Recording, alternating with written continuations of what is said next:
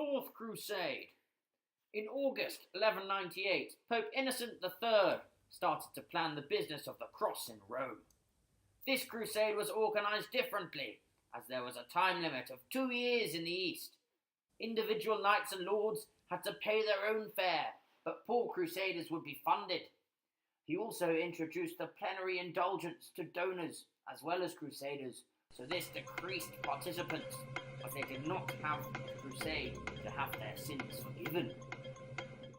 In autumn 1198, Pope Innocent sent letters to the church leaders about the changes, but the clergy were reluctant to pay the tax due to lack of recruits. Peter of Capuano was sent to France to end the war between Richard I of England and Philip II of France, but both refused to run the crusade. They could not approach the Emperor of Germany, as there had been a dispute, and could not get the Byzantium leader to run the crusade, so were left with no king, which led to no national taxation.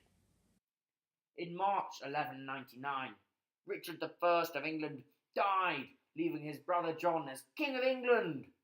In November 1199, at the great tournament of Écrit, Fulk of Neuilly preached, and Thibault of Champagne, Louis of Blois, and Baldwin of Flanders took the cross.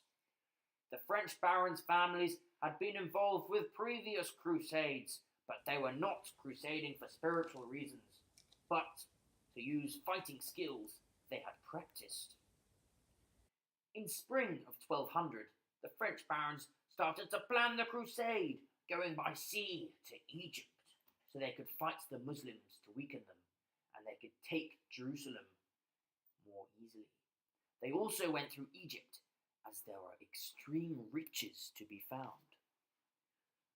Geoffrey of Villehardouin was sent to Venice to discuss with the Doge Enrico Dandolo.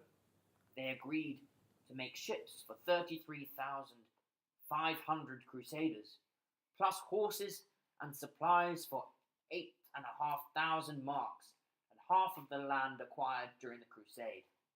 This was an enormous overestimation, as only 13,000 crusaders turned up. In June 1202, the crusaders arrived in Venice, and the crusade began, but that is another video.